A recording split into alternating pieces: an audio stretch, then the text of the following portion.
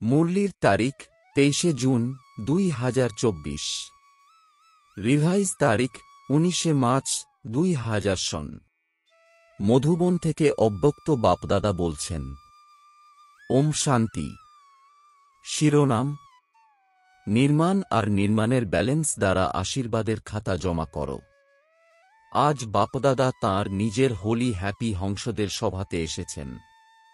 চতুর্দিকে হোলিহংস দেখা যাচ্ছে। হোলিহংসদের বিশেষত্বকে সবাই খুব ভালোভাবে জানো তোমরা। সদা হোলি হ্যাপি হংস অর্থাৎ স্বচ্ছ এবং নির্মল হৃদয়।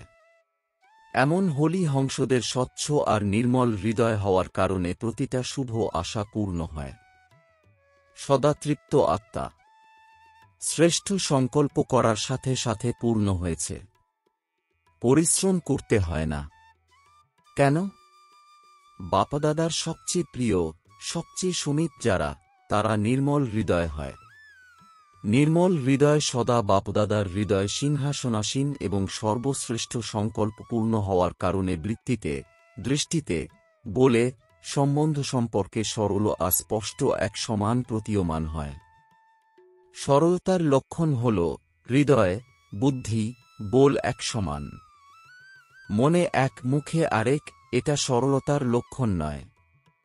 যারা সরল স্বভাবের তারা সদা নির্মাণচিত্ত, নিরহংকারী, নিঃস্বার্থ হয়। হোলিহংসের বিশেষত্ব হল সরল চিত্ত, সরল বাণী, সরল বৃত্তি, সরল দৃষ্টি। বাপদাদা এই বছরে সব বাচ্চার মধ্যে দুটো বিশেষত্ব আচরণ আর চেহারা দেখতে চান। সবাই তো জিজ্ঞাসা করে না যে এরপর কি করতে হবে, এই সিজনের বিশেষ সমাপ্তির পরে কি করতে হবে। সবাই ভাবে তো না যে ভবিষ্যতে কি হবে, ভবিষ্যতে কি করতে হবে।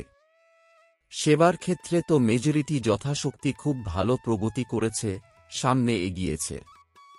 বাপদাদা এই উন্নতির জন্য অভিনন্দনও জানান। খুব ভালো, খুব ভালো, খুব ভালো। সেই সঙ্গে রেজাল্টে একটা বিষয় দেখা গেছে, কি সেটা শোনাবো। টিচার্স শোনাবো, ডবল ফরেনার্স শোনাবো, পাণ্ডব শোনাবো। হাত তোলো তবেই শোনাবো, নয়তো শোনাবো না। সবাই হাত তুলেছে। খুব ভালো। একটা বিষয় কি দেখেছি, কেননা আজ বতনে বাপদাদার নিজেদের মধ্যে অধ্যাত্ম বার্তালাপ চলছিল, কিভাবে অধ্যাত্ম বার্তালাপ করবেন, উভয়ে কিভাবে পরস্পরের মধ্যে অধ্যাত্ম বার্তালাপ করবেন। যেভাবে এখানে এই দুনিয়ায় তোমরা মনো অ্যাক্টিং করে থাকো না, খুব ভালো ভালো করে থাকো, তো তোমাদের সাকারি দুনিয়ায় তো এক আত্মা দুটো পার্ট প্লে করে, আর বাপদাদা তো দুই আত্মা এক শরীর। ব্যবধান হলো তো না, তো খুব মজার ব্যাপার হয়। তো আজ বতনে বাপদাদার অধ্যাত্ম বার্তালাপ হয়েছে কোন বিষয়ে? তোমরা সবাই জানো যে ব্রহ্মা বাবার মহৎ আকাঙ্ক্ষা কি? জানো তো না ভালো করে? ব্রহ্মা বাবার আকাঙ্ক্ষা ছিল শীঘ্রাতিশীঘ্র হোক। তো শিব বাবা বলেছেন ব্রহ্মা বাবাকে, বিনাশ বা পরিবর্তন করা তো এক তালিও নয়, এক চুটকি বাজানোর ব্যাপার। কিন্তু তোমরা প্রথমে 108-এর মালা নয়, অর্ধেক মালা বানিয়ে দাও। তো ব্রহ্মা বাবা কি উত্তর দিয়ে থাকবেন? বলো। প্রস্তুত হচ্ছে। আচ্ছা, অর্ধমালাও তৈরি হয়নি কি? সম্পূর্ণ মালার ব্যাপার ছাড়ো, অর্ধমালা তৈরি হয়েছে কি? সবাই হাসছে। হাসছ মানে কিছু আছে।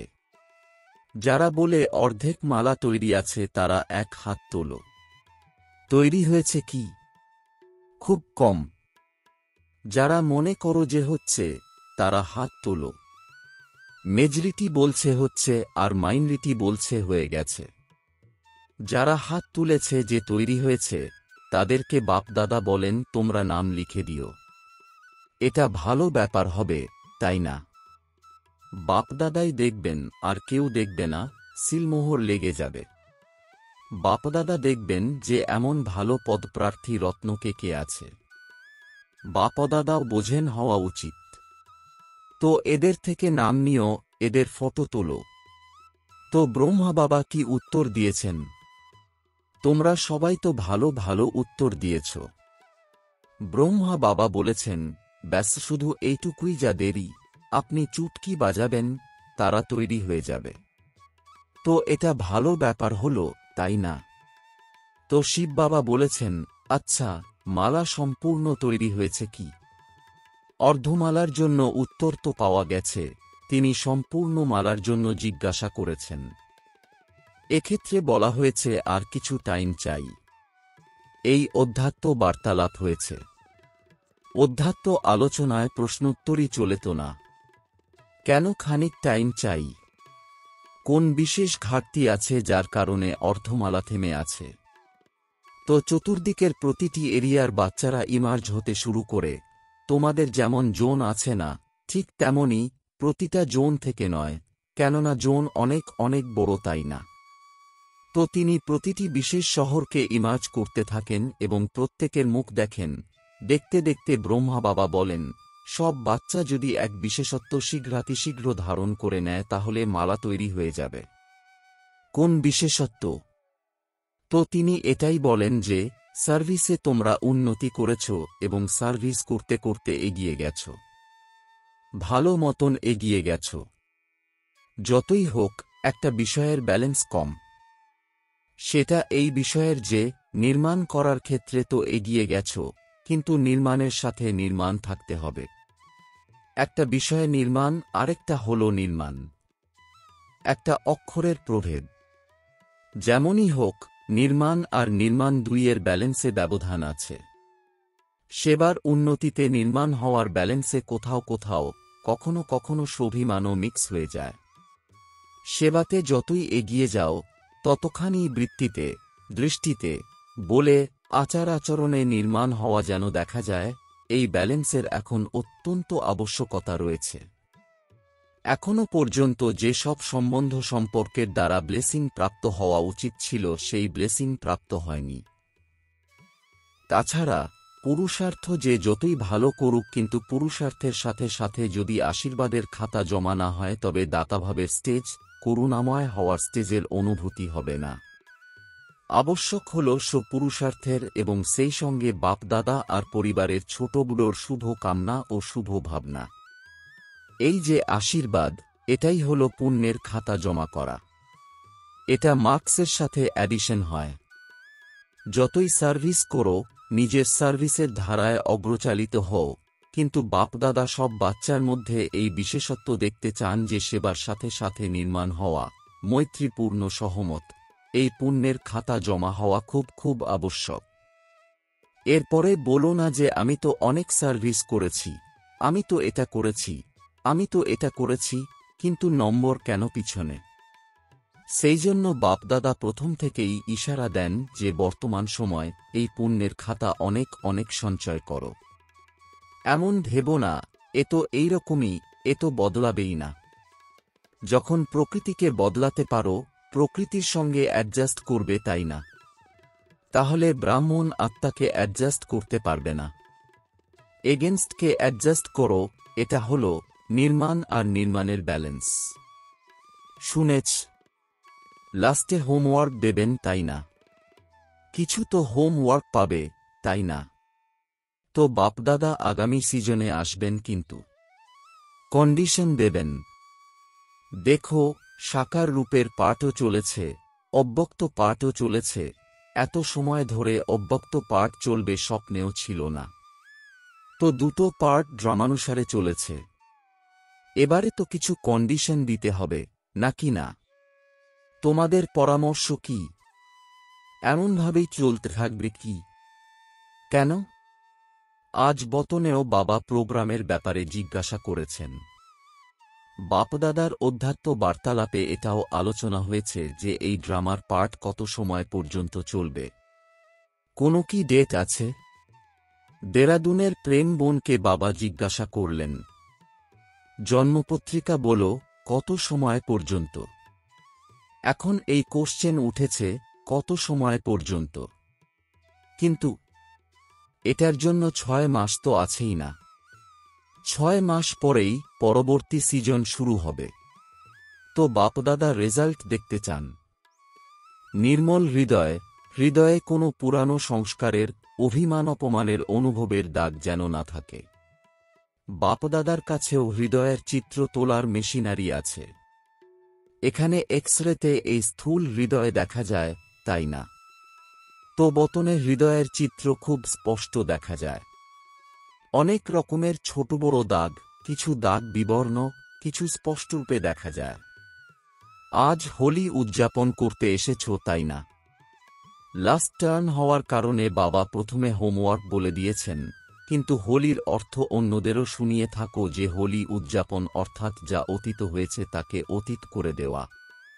হোলি উদযাপন অর্থাৎ হৃদয়ে কোনো ছোট বড় দাগ না থাকা, সম্পূর্ণ নির্মল হৃদয়, সর্বপ্রাপ্তি সম্পন্ন।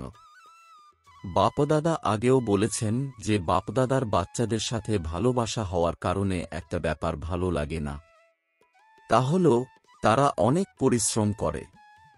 যদি হৃদয় নির্মল হয় তবে পরিশ্রম নয়, দিলারাম হৃদয়ে সমাহিত থাকবেন এবং তোমরা দিলারামের হৃদয়ে সমাহিত হয়ে থাকবে। হৃদয়ে বাবা সমাহিত হয়ে আছেন।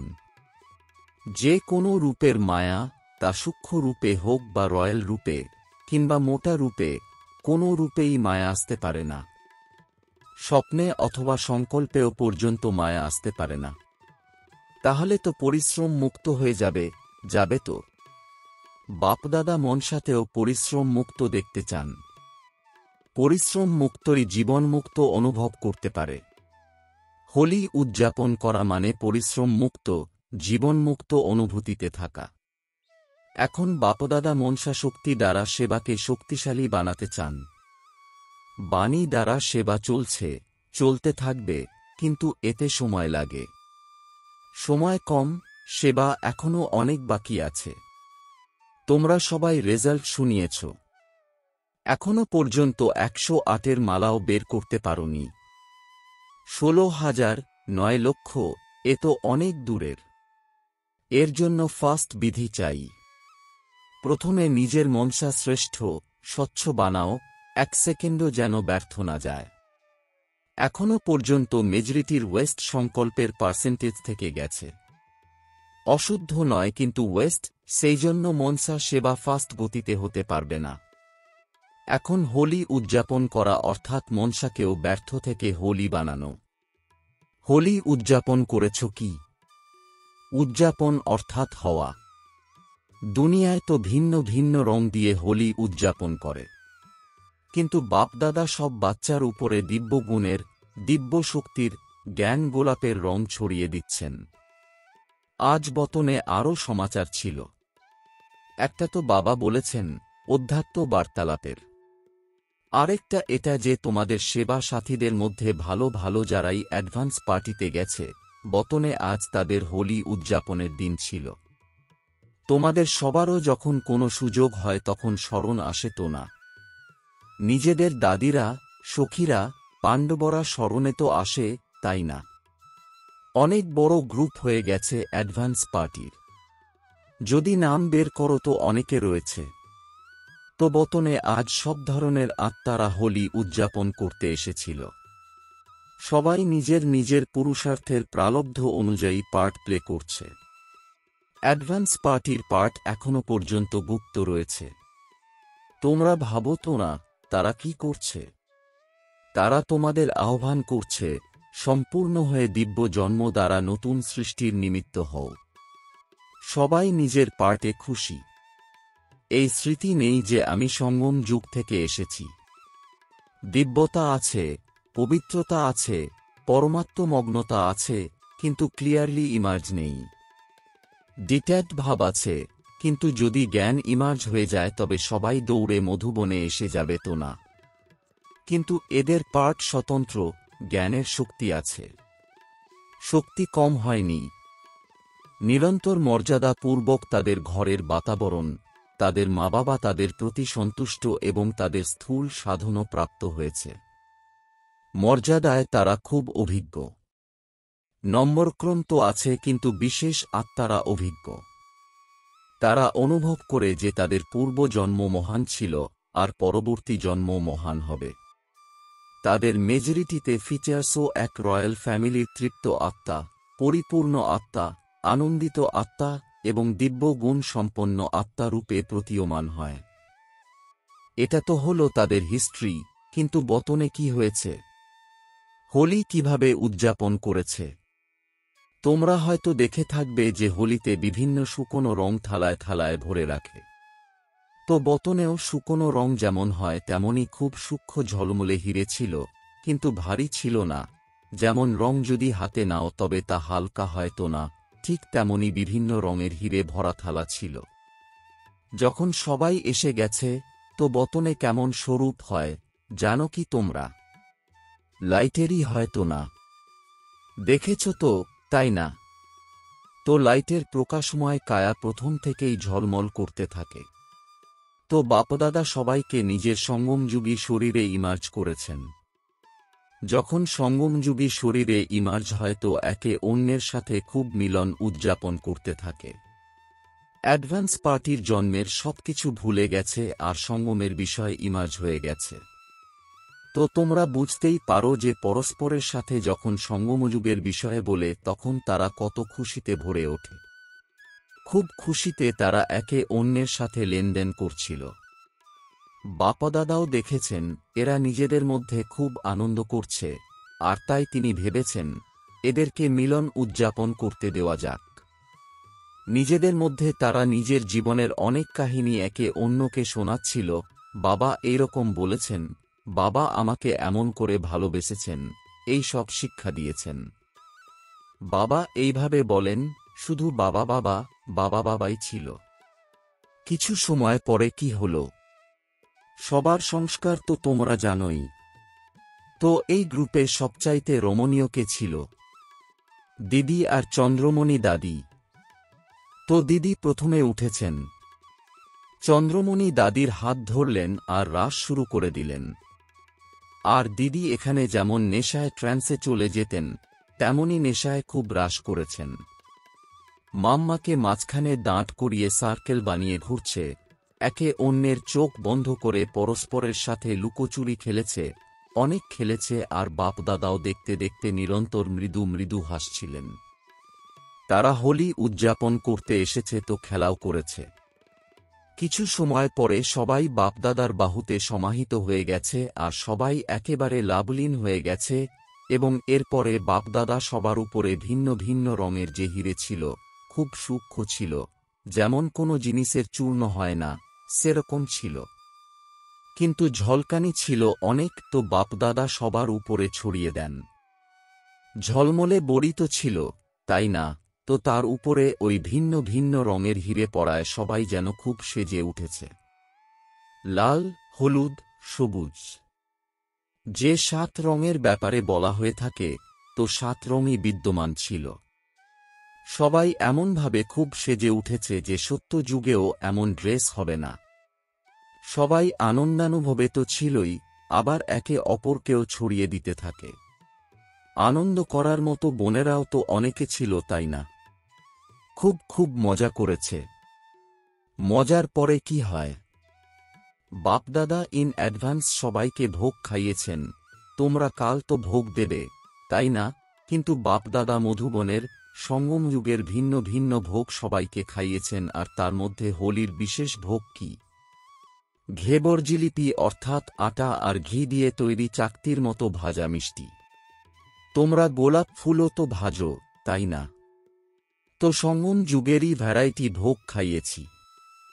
তোমাদের আগে তারা ভোগ নিয়ে নিয়েছে, তোমরা কাল পাবে। আচ্ছা, মূলত তারা উদযাপন করেছে, নেচেছে, গেয়েছে। সবাই মিলে বাপ বাবা, আমার বাবা, মিষ্টি বাবার গীত গেয়েছে। তো নেচেছে, গেয়েছে, খেয়েছে, আর লাস্টে কি হয়? অভিনন্দন আর বিদায়।